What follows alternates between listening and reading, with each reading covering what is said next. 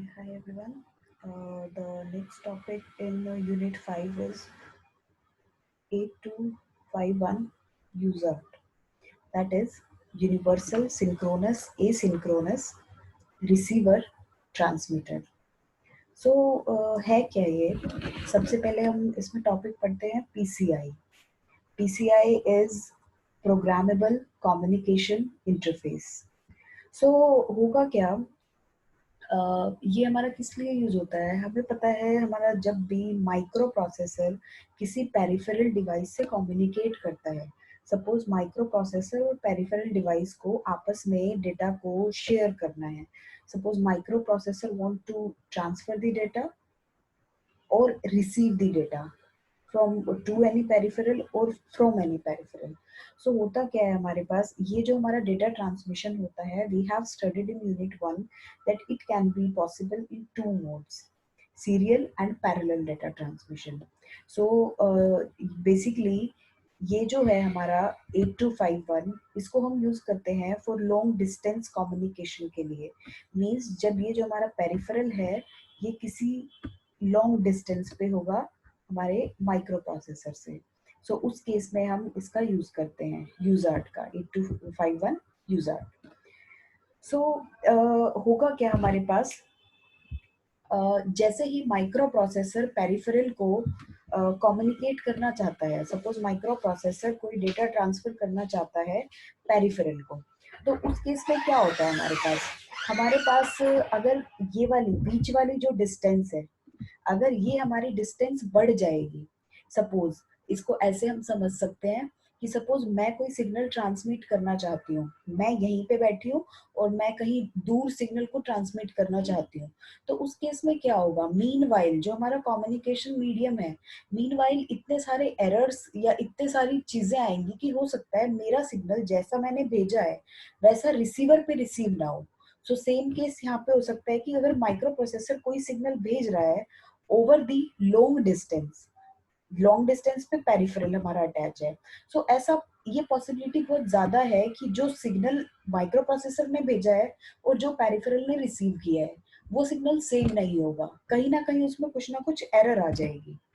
सो अगर micro processor directly peripheral को कोई सिग्नल भेजता है, इन दैट केस फर्स्ट इशू क्या आ गया, फर्स्ट इशू हमारे पास आ गया कि हो सकता है ओवर अ लॉन्ग डिस्टेंस हमारे पास सिग्नल में एरर जनरेट हो जाए कि जो हमने ओरिजिनल सिग्नल भेजा है वो यहाँ पे रहा ही नहीं, उसमें कुछ ना कुछ एरर आ गई.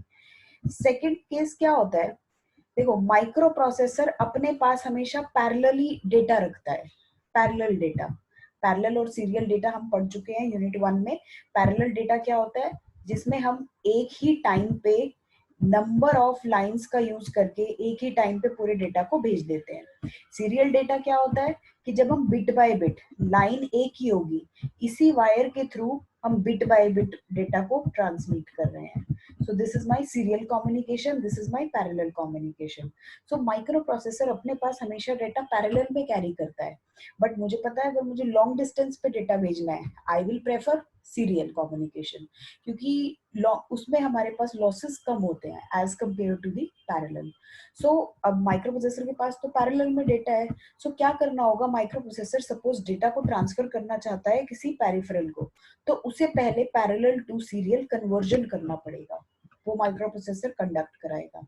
सिमिलरली मान लो पेरिफेरल ने कोई डेटा भेजा तो माइक्रो प्रोसेसर ने रिसीव कर लिया, पेरिफेरल तो हमें सीरियल डेटा भेजेगा, सो इसको रिसीव करने के बाद इसको पैरेलल में कन्वर्ट करना पड़ेगा.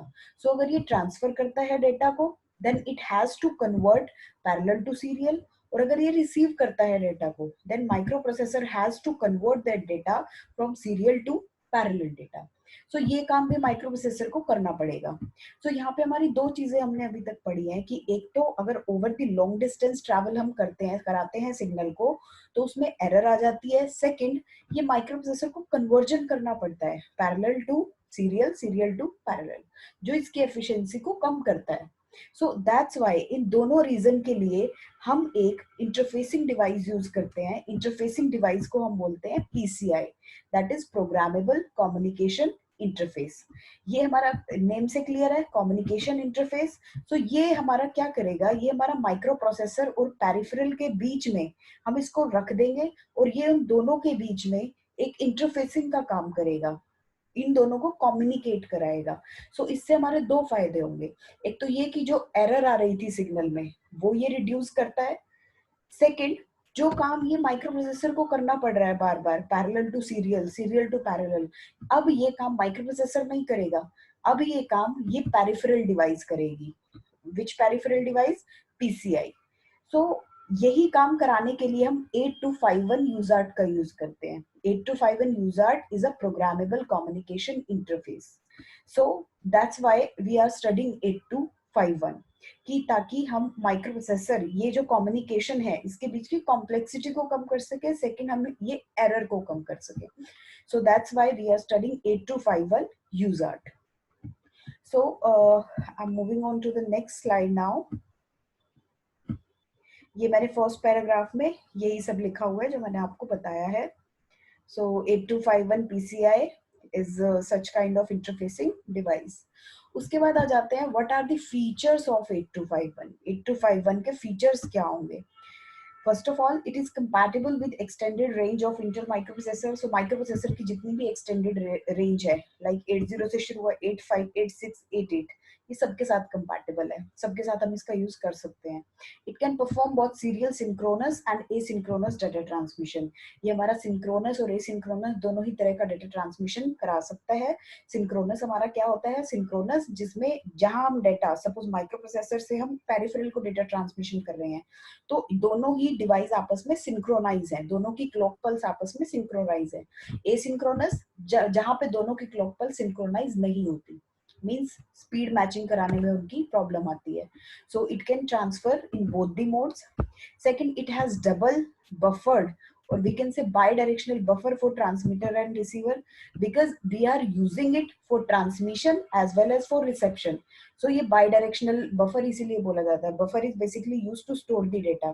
So चाहे हम transmission करें तब भी store करेगा buffer data, और receiver अगर हम reception कर रहे हैं, receive कर रहे हैं, तब भी store करेगा। Now the next one is it is capable of detecting the errors which increase the accuracy, because 8251 error को हमारा डिटेक्ट कर सकता है। सो दैट्स वाई, जिससे हमारी एक्यूरेसी बढ़ जाती है। उसके बाद है it is available in 28 pin DIP IC। इसका जो पिन डायग्राम है वो 28 पिन का है।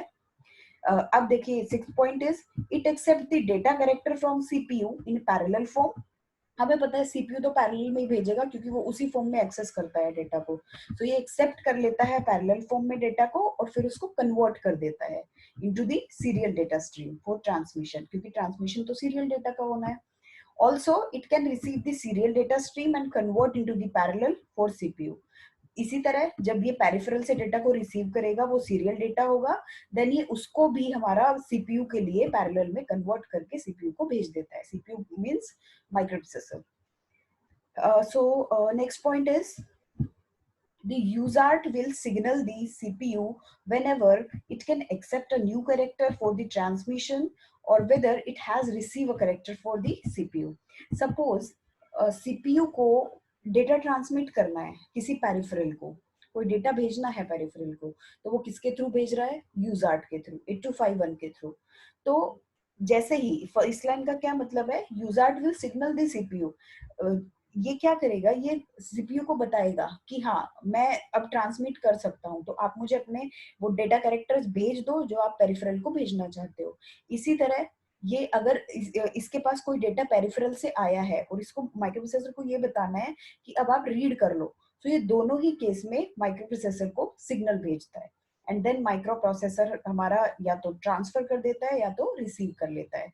इसके लिए कौन से सिग्नल होते हैं ये हम पिन डायग्राम में पढ़ेंगे। Now next is the pin diagram of 8251. So this is the pin diagram. Pin diagrams की जितनी भी पिन्स हैं वो हम ब्लॉक डायग्राम के थ्रू पढ़ेंगे। Like this is the pin diagram. So इसमें हमारी 8 बिट की डेटा बस होती है, that is D0, D1, D2, D3, D4, D5, D6 and D7। ये हमारी डेटा बस होती है, ये हमारी ग्राउंड पिन होती है। अब इसमें मुझे पता है ये ट्रांसमीटर और रिसीवर दोनों है, सो कुछ पिन इसमें रिसीवर के लिए होती है, कुछ ट्रांसमीटर के लिए होती है. So this is receive data. RxD means receive data. Next receiver pin is receive ready. Next receiver pin is receive receiver clock. So ये पिन हो गई हमारे रिसीवर के लिए. नाउ ऐसे ही हमारी पिन होती है ट्रांसमिशन के लिए. तो जैसे ये रिसीवर क्लॉक है, इसी तरह ये हमारी ट्रांसमिशन क्लॉक है. ये हमारा रिसीवर रेडी था, ये हमारा ट्रांसमिशन रेडी है. And this is transmission data and this one is the transmission empty. तो इन सब पिन्स का क्या काम होता है ये हम देखेंगे जब हम ब्लॉक डायग्राम करेंगे.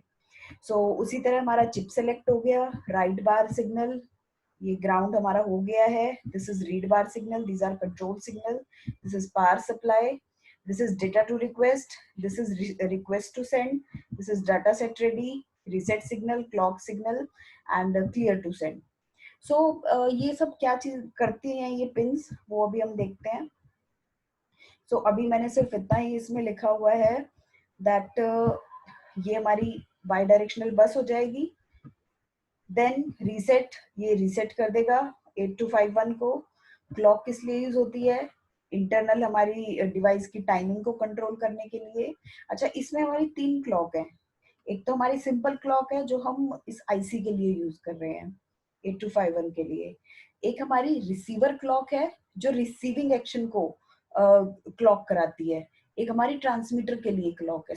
Basically there are 3 clocks in this IC.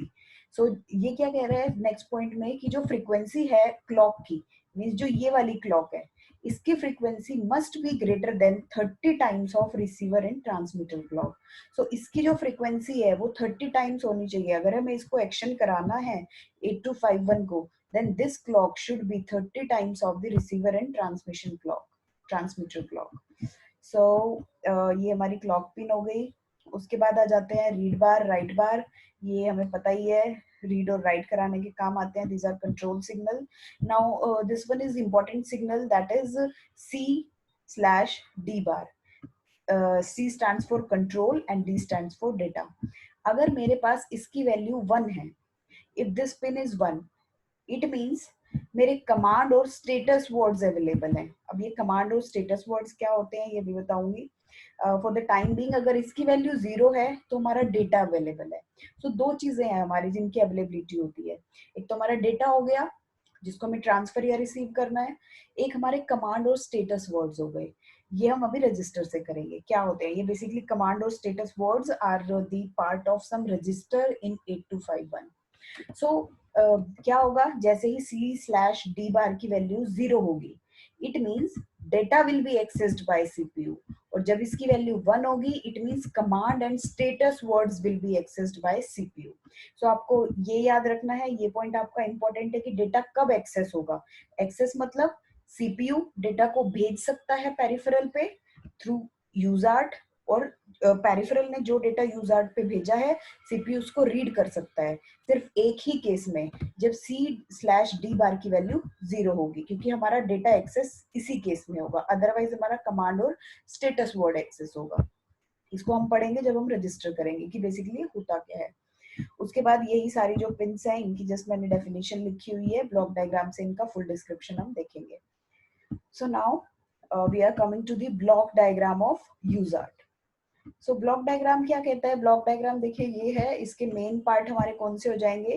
This is data bus buffer, read write control logic, this is modem control, transmitter buffer, transmitter control, receiver buffer, receiver control. जो हमने वहां ट्रांसमीटर की pin पढ़ी थी 4, वो अब हमारी यहाँ पे आ गई. Transmitter ready. उसके बाद हो गया ये transmitter empty. This one is transmitter clock and transmitter data. अब ये पिन क्या क्या करती हैं ये हमें देखना है. सबसे पहले हम ब्लॉक डायग्राम में ब्लॉक पढ़ रहे हैं data bus buffer. Data bus मेरे पास D0 to D7 है. दीज आर बाई डायरेक्शनल बस. ट्रांसमिशन रिसीवर दोनों के टाइम पे ये डेटा को कैरी करती है. That's why it is a by directional बस. इसमें मैंने क्या लिखा है? Okay, so this is a bidirectional data buffer which is used for data storage in both the direction. Both direction means either in transmission or reception. दोनों ही case में use होता है. When C/D bar is 0, इसका मतलब क्या है? Data is accessed by CPU. And one का मतलब क्या है, स्टेटस वर्ड और command words are accessed by CPU. So इसके केस में ये हमारा जो डेटा है, ये डेटा बस बाय डायरेक्शनल है, पर ये हमारी कब एक्टिव होगी, जब इसकी वैल्यू 0 होगी। सो क्योंकि हमारा ट्रांसमिशन और रिसेप्शन ऑफ डेटा उसी केस में पॉसिबल हो पाएगा। Now next one is read and write logic. Read and write logic हमारा क्या है, सबको पता है रीड एंड राइट जो है हमारा क्या, कंट्रोल सिग्नल को मैनेज करता है। So it is the control block for overall device. It control the overall working by selecting the operation to be done. Selecting the operation means कि हमें read करना है, माइक्रो प्रोसेसर को कुछ data read करना है पेरिफेरल डिवाइस का जो उसने यूजार्ट पे भेजा है, या उसे यूजार्ट में कुछ राइट करना है ताकि यूजार्ट उसको आगे पेरिफेरल पे ट्रांसमिट कर सके। सो किस तरह का ऑपरेशन परफॉर्म करना है वो कौन सेलेक्ट करता है, वो ये वाली यूनिट सेलेक्ट करती है। अब इसमें जो हमारे सिग्नल्स आते हैं इस पर्टिकुलर ब्लॉक में, वो हमारे हो जाएंगे read bar, write bar. Remember these are signals with bar. So ये हमेशा एक्टिव लो सिग्नल होंगे, क्योंकि जहां पे भी बार आ जाता है it means those are active low signal. So read bar क्या होगा, active low terminal. So which receive a signal for reading the received data and status from 8251। Read bar active low का क्या मतलब है, इसका मतलब ये है, देखो हमारे पास ये है हमारा flow, this is microprocessor, this is USART and this is my peripheral. Read का मतलब क्या है कि पेरिफेरल ने यूजर्ट को डेटा भेज दिया। अगर रीड बार सिग्नल मेरा लो है, इट मींस अब माइक्रो प्रोसेसर इस यूजर्ट से डेटा को रीड कर सकता है। यही मैंने लिखा, it is active low which receives a signal for reading received data and status from 8251। so data या तो डेटा रीड कर सकता है या तो स्टेटस वर्ड रीड कर सकता है। सो फ्लो क्या था, पेरिफेरल ने यूजर को डेटा भेज दिया है, माइक्रो प्रोसेसर रीड करना चाहता है, वो कब रीड करेगा, जब read bar will be 0, active low होगा। Now next is write bar. Write bar भी मेरी एक्टिव लो ही पिन होगी। इसका क्या मतलब है, which receives a signal for writing, transmit data and control word from CPU into the 8251। इसका क्या मतलब है, अगेन हमारे पास फ्लो यही है, माइक्रो प्रोसेसर है, यूजार्ट है और पेरिफेरल है। सो माइक्रो प्रोसेसर यूजार्ट में दिस टाइम कुछ डेटा राइट करेगा ताकि यूजार्ट उसको कहाँ ट्रांसमिट कर दे, पेरिफेरल पे। तो रीड के केस में क्या कर रहा है, माइक्रो प्रोसेसर यूजर्ट से डेटा को रीड कर रहा है, किसका यूज करके, रीड बार का। Read bar should be active low. और राइट बार के केस में क्या है, माइक्रो प्रोसेसर यूजर्ट में कोई डेटा राइट कर रहा है। राइट करेगा इसका क्या मतलब है, ताकि जो यूजर्ट है हमारा वो आगे पेरिफेरल को डेटा ट्रांसमिट कर सके। सो रीड और राइट बार का ये मतलब होता है। उसके बाद होगा मेरा C/D बार। ये हम पढ़ चुके हैं, 0 है तो डेटा एक्सेस्ड बाय सीपीयू, अगर 1 है देन स्टेटस वर्ड और command word will be accessed by CPU. Reset pin क्या करती है, जैसे रीसेट पिन, अब देखो इसके ऊपर कोई बार नहीं है, बार नहीं है इट मींस ये एक्टिव हाई सिग्नल होगा। सो इसका क्या मतलब है, जब भी यहाँ पे एक्टिव हाई होगा इट मींस हमारा 8251 है जो वो रीसेट हो जाएगा। अब देखते हैं इसमें एक चिप सेलेक्ट था रीड एंड राइट लॉजिक में। Chip select, C and D bar, read bar, write bar एक साथ कैसे काम करते हैं। रीड बार का क्या मतलब है, माइक्रो प्रोसेसर रीड कर रहा है यूजार्ट से, 8251 से रीड कर रहा है। राइट का क्या मतलब है, माइक्रो प्रोसेसर 8251 में कुछ डेटा राइट कर रहा है ताकि वो आगे पेरिफेरल को ट्रांसमिट कर दे। सो सबसे पहले तो चिप सिलेक्शन शुड बी 0, क्योंकि ये हर हमारे पेरिफेरल का है कि ये 0 होगा, क्योंकि ये पिन जो है बार के साथ है, इट मींस इसकी वैल्यू हमारी एक्टिव लो होगी तब ये इनेबल होगा।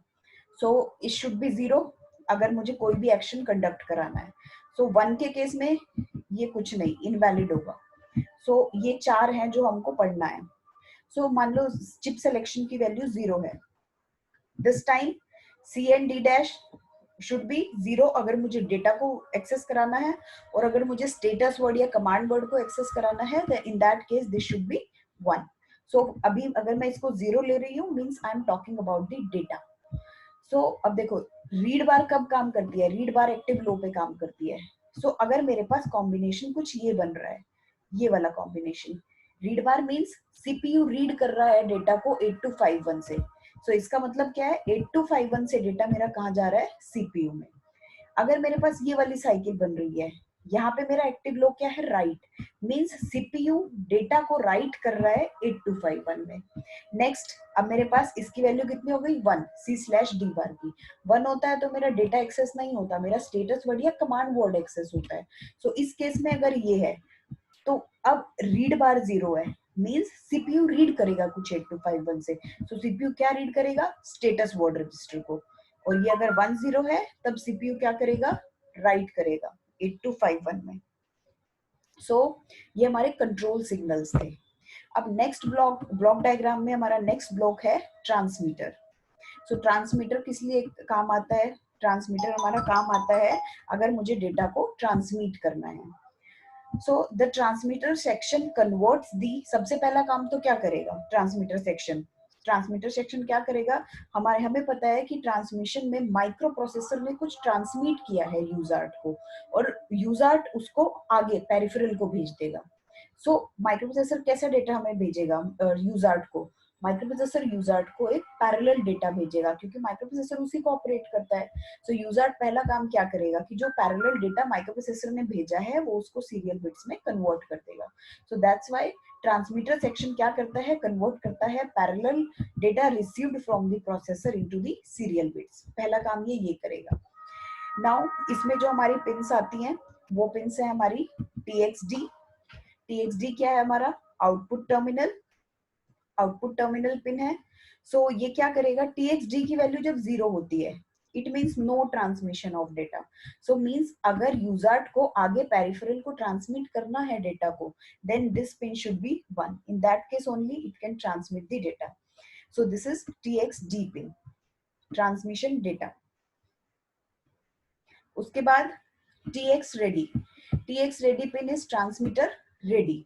सो ये पिन हमारी क्या करती है, this output terminal indicates that 8251 is ready to accept a transmitted data character by the microprocessor। अब देखो फिर से फ्लो अगर मैं पढ़ूं, ये मेरा माइक्रोप्रोसेसर है, this is USART and this is peripheral. Transmitter का मतलब क्या है, माइक्रोप्रोसेसर इसको भेजेगा पैरेलल डेटा, ये अपने एंड पे उसको सीरियल में कन्वर्ट कर लेगा और पेरिफेरल को आगे ट्रांसमिट कर देगा। सो टीएक्स रेडी का क्या मतलब है, टीएक्स रेडी का मतलब क्या है, यूजर्ट ये जो है ये माइक्रोप्रोसेसर को ये बताएगा कि हाँ मुझे डेटा भेज दो, मैं रेडी हूँ, जो भी डेटा मुझे ट्रांसमिट आगे कराना है पेरिफेरल को उसको एक्सेप्ट करने के लिए मैं रेडी हूँ। सो this is TX ready signal that 8251 is ready to accept a transmitted data character by the microprocessor। कि माइक्रोप्रोसेसर जो भी डेटा यहाँ भेजना चाह रहा है वो यूजर्ट के थ्रू भेजेगा, यूजर्ट इस पिन के थ्रू बताएगा माइक्रोप्रोसेसर को कि जो भी डेटा तुम भेजना चाह रहे हो अब मैं एक्सेप्ट करने के लिए रेडी हूँ, वो मुझे भेज दो। सो this is TX ready pin. TX ready pin हमारी काम करती है सीटीएस, इसकी एक सीटीएस पिन होती है that is clear to send के साथ, ठीक है। सो आगे मैंने क्या लिखा, but this terminal will be at low level if CTS is high. अब मुझे इसके साथ साथ एक क्लियर टू सेंड पिन का भी ध्यान रखना है। अगर मेरे पास clear to send pin high हो गई, इन दैट केस ये लो हो जाएगा, फिर मैं ये डेटा को एक्सेप्ट नहीं कर पाएगा, क्योंकि ये मेरे पास क्या है, ये मेरे पास कोई बार वाला सिग्नल नहीं है, ये मेरा कब इनेबल होगा, 1 पे ही इनेबल होगा। सो ये मेरा इनेबल कब होगा, जब इसकी वैल्यू मेरी लो होगी। सो ये यही कह रहा है, this terminal will be at low level if CTS is high or the device in TX disable status by a command instruction। देखिए पहला पॉइंट बहुत इजीली क्लियर हो गया होगा कि जो इनपुट टर्मिनल है ये वाला, ये इंडिकेट करता है कि अगर माइक्रोप्रोसेसर कोई डेटा ट्रांसमिट करना चाहता है तो ये उस डेटा को एक्सेप्ट करने के लिए रेडी है। बट ये इस कंडीशन में काम नहीं करेगा, ये कह रहा है कि 2 कंडीशन ऐसी है कि ये जो है पिन ये काम नहीं करेगी। फर्स्ट कंडीशन क्या है वो, कि अगर मेरा सीटीएस हाई हो गया तब ये एक्टिव लो पे चला जाएगा, काम कराने के लिए इसको एक्टिव हाई होना चाहिए। सेकंड केस क्या है, या तो ये है सीटीएस मेरा हाई है, या तो जो डिवाइस है इन ट्रांसमीटर डिसेबल कर दिया गया है, उसको ट्रांसमीटर को डिसेबल कर दिया गया है। ट्रांसमीटर को डिसेबल हमारी कमांड इंस्ट्रक्शन करती है, and command instruction is the part of control word itself. So अभी वो हम पढ़ेंगे आगे, बट आपको अभी फॉर द टाइम बिंग ये ध्यान रखना है कि ये जो है ये हमारा क्या काम करता है और किस कंडीशन में ये काम नहीं करेगा। सो ये जो कमांड इंस्ट्रक्शन है ये हमारे बहुत सारे काम करती है, जिसमें से एक काम ये भी है कि ये ट्रांसमीटर और रिसीवर को अनेबल या डिसेबल कर सकती है। तो सपोज कमांड इंस्ट्रक्शन ने इसको डिसेबल कर दिया ट्रांसमीटर को, इन दैट केस ये जो है ये वाली पिन काम नहीं करेगी, तब ये डेटा एक्सेप्ट, ये उसको सिग्नल नहीं भेज पाएगा माइक्रो प्रोसेसर को कि ये रेडी है एक्सेप्ट करने के लिए data. Now next one is data empty. Data empty हमारी किस सेंस में काम करती है? Suppose this is my microprocessor, this is USART and this is peripheral. इसने इसको डेटा भेजा, इसने आगे डेटा ट्रांसमिट कर दिया। सो जब पूरा ट्रांसमिशन खत्म हो जाता है तब यूजर्ट, ये जो पिन है, तब ये पिन हमारी एक्टिव हो जाती है। क्या इंडिकेट करती है? Indicate that 8251 has transmitted all the data character, now it has no data character, it is empty now. So ये हमारा ये वाली पिन काम करती है, टीएक्स एम्प्टी पिन। सो ये हमारी ट्रांसमीटर पिन थी। उसके बाद इसमें भी हमारा सीटीएस का रोल अब आ जाता है, जैसे हमने ऊपर वाली में पढ़ा। अगर सीटीएस हाई है या ट्रांसमीटर डिसेबल हो रखा है कमांड इंस्ट्रक्शन में, then no data is transmitted. क्योंकि सबसे पहला काम तो क्या है? ट्रांसमीटर इनेबल होना चाहिए कोई भी एक्शन को कैरी आउट कराने के लिए। सो अगर वो कमांड वर्ड ने उसको डिसेबल कर रखा है तब हमारा कुछ भी ट्रांसमिशन नहीं होगा। सो ये वाला पॉइंट याद रखना है। Now next one is transmitter clock. Transmitter clock ये सिंपल है, it control the rate by which the data character are transmitted by the user to the peripheral. So now transmitter का ऑपरेशन क्या होता है कि इसमें कोई भी डेटा हमारा ट्रांसमिट कैसे होता है? सबसे पहले डेटा हमारा सीपीयू से आएगा, ट्रांसमीटर के पास एक ट्रांसमीटर रजिस्टर होता है, उसमें through the TX ready pin आ गया हमारे पास इसमें डेटा। देन वो क्या करेगा? उस डेटा को सीरियल डेटा में कन्वर्ट करेगा और उसकी फ्रेमिंग कर देगा। फ्रेमिंग क्या होती है? फ्रेमिंग होती है कि सपोज ये मेरे पास 8 बिट डेटा था, तो मैं इसके आगे और इसके पीछे एक स्टार्ट बिट और स्टॉप बिट लगा के भेजती हूँ, ताकि जब ये मेरा रिसीव हो तो मुझे ये पता चल जाए कि हाँ मेरे पूरे 8 के 8 कैरेक्टर रिसीव हो गए हैं। सपोज ये 8 बिट था, मैंने स्टार्ट बिट लगाई, स्टॉप बिट लगाई, मैंने स्टार्ट और स्टॉप बिट की कुछ वैल्यू फिक्स कर दी। सो जैसे ही मेरा डेटा रिसीव होगा, सो रिसीवर के टाइम पे क्या हुआ, उसने देखा कि हाँ एक बिट आ गई, स्टार्ट बिट आ गई। अब पूरा 8 बिट डेटा मेरे पास हो गया रिसीव कि नहीं हो गया? सो जब हम स्टार्ट और स्टॉप बिट डेटा में लगा देते हैं उसको हम बोलते हैं डेटा की फ्रेमिंग कर देना। So now framing is done, और ये हमारी फ्रेमिंग सिर्फ सीरियल डेटा कम्युनिकेशन में होती है। Now next point is then transmitter will transmit the data by TXD pin, and after the transmission, जब ट्रांसमिशन कंप्लीट हो जाएगा, then TX empty pin, transmitter empty pin will encounter.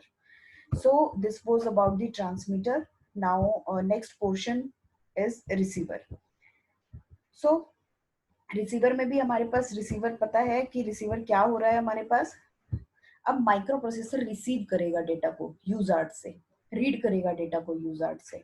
तो इसमें जो हमारी पहली पिन होती है, पहले तो रिसीवर साइड पे हमारा क्या कन्वर्जन होगा? रिसीवर साइड पे हमारा S2P कन्वर्जन होगा, क्योंकि उसको डेटा को रीड करना है यूजर्ट से। यूजर्ट के पास तो सीरियल डेटा है, सो माइक्रो प्रोसेसर को कैसा डेटा चाहिए? पैरेलल डेटा, क्योंकि वो उसी को एक्सेप्ट करेगा। सो सबसे पहले क्या, receiver section receive the serial data from peripheral and convert that data into the parallel data and transfer to the microprocessor. So इसमें जो हमारी फर्स्ट पिन होती है that is receiver ready pin. So ये pin हमारी क्या करती है? व्हेन लॉजिक 1, ये हमारी काम करती है लॉजिक 1 पे, मींस जब 1 होगी, tells the microprocessor that a character is available and sitting inside the UART and should be read from the receiver buffer।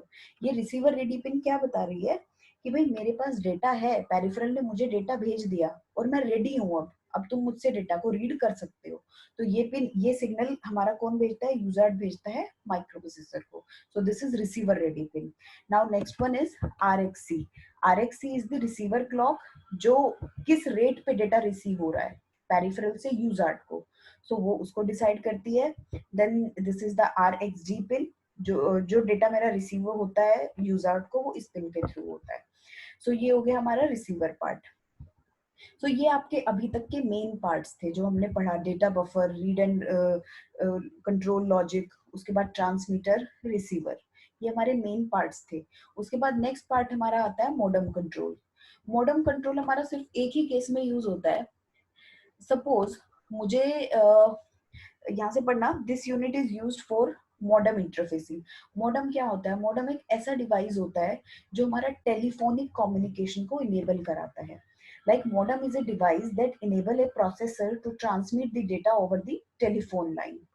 देखिए, जो हमारे पास प्रोसेसर में डेटा होता है दैट इज डिजिटल डेटा, लेकिन जो टेलीफोन लाइंस हमारी होती हैं, जो टेलीफोन लाइन, जो हम केबल्स वाली लाइंस, जो टेलीफोन वाली लाइंस पढ़ते हैं, वो एनालॉग डेटा को कैरी करती हैं। उनके पास डिजिटल डेटा नहीं होता। जैसे हमारे पास पुराने फोन थे, जो टेलीफोन जो केबल से कनेक्ट होते थे, उसमें हमारे पास एनालॉग डेटा ट्रांसमिशन होता था। एनालॉग डेटा क्या होता है? एनालॉग डेटा होता है जिसमें okay, this is a part of electronics now. Analog और डिजिटल डेटा में फर्क क्या होता है? एनालॉग डेटा मींस जो हर पॉइंट पे अपनी वैल्यू को कैरी करता है। डिजिटल डेटा मींस जो एक पर्टिकुलर वैल्यू लाइक 1 2 3 सिर्फ इन पे हमारी वैल्यू को कैरी करता है। बेसिकली हम प्रोसेसिंग डिजिटल डोमेन में करते हैं, देन उसको एनालॉग में कन्वर्ट कर देते हैं। सो ये फॉर द टाइमिंग आप इतना समझ लीजिए कि मॉडेम एक ऐसा डिवाइस होता है जो एक प्रोसेसर को अनेबल कराता है ट्रांसमिट कराने के लिए data over the telephone line. So होगा क्या आगे हमारे पास? So this device control the analog to digital conversion and vice versa conversion. So इसमें हमारे पास ये 4 पिन है, इनका ज्यादा डिस्क्रिप्शन मैंने नहीं किया है बिकॉज मॉडम को समझना ही अपने आप में आप लोगों के लिए शायद डिफिकल्ट थिंग होगी, because it is related to the electronics, is a part of electronics. So यहाँ पे हमारे पास 4 बिट, 4 जो पिन होती हैं इसकी 8251 की, वो आती हैं। That is DSR, that is data set ready, DTR data terminal ready, CTS ये हम पीछे पढ़ चुके हैं, clear to send, RTS request to send. So इनके लिए आपको सिर्फ इनकी फुल फॉर्म ही लिखनी है, इसमें ज्यादा डिटेल में हम लोग नहीं जाएंगे।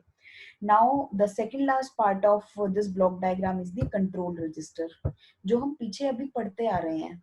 कमांड इंस्ट्रक्शन कि कोई भी ट्रांसमीटर है, कमांड इंस्ट्रक्शन उसको अनेबल कर सकती है, डिसेबल कर सकती है। So that instruction is a part of control register. जैसे हमने अभी पीछे बहुत सारे पेरिफेरल पढ़े हैं, उसमें भी हमने कंट्रोल रजिस्टर पढ़े हैं पूरे एक फॉर्मेट के साथ। सिमिलरली यहाँ पे भी फॉर्मेट होता है, बट उसकी ज्यादा डिटेल में मैं नहीं गई हूँ, क्योंकि अगेन ये जो है it's a part of electronics. तो उसके लिए आपको बहुत सारी टर्म्स क्लियर होनी चाहिए, लाइक बॉड रेट क्या होता है और सिग्नलिंग क्या होती है। so that's why I'm not going to the that point. So for the time being, control register हमारा 16 bit register होता है।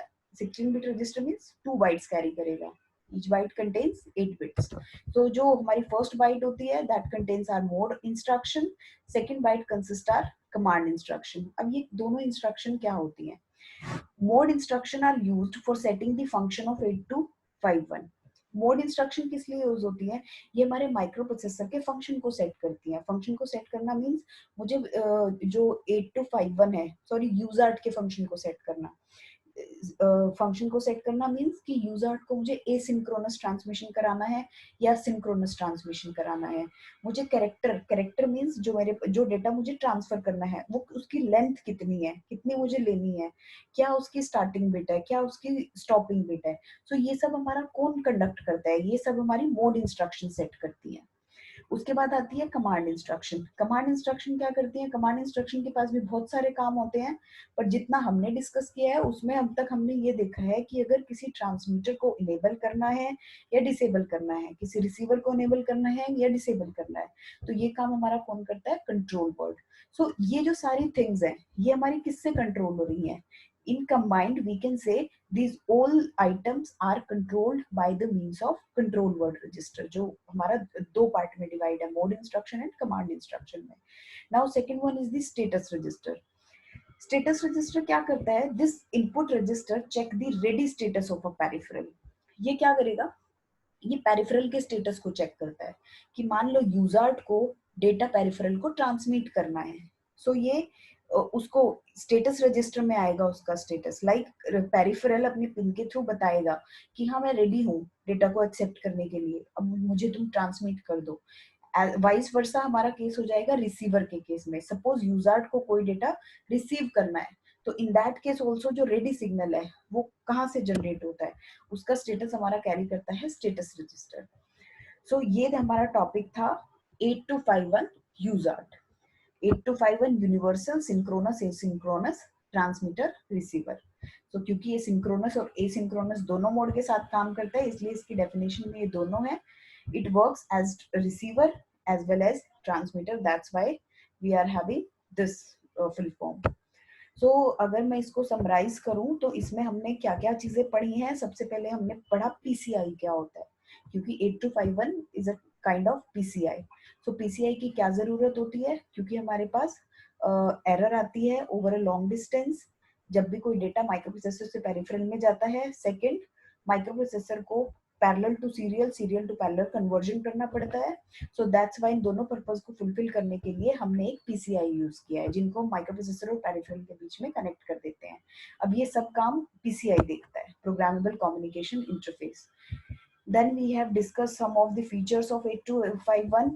Then we discussed the pin diagram of 8251, then the block diagram, and we have seen the description of these blocks, and that's it. So,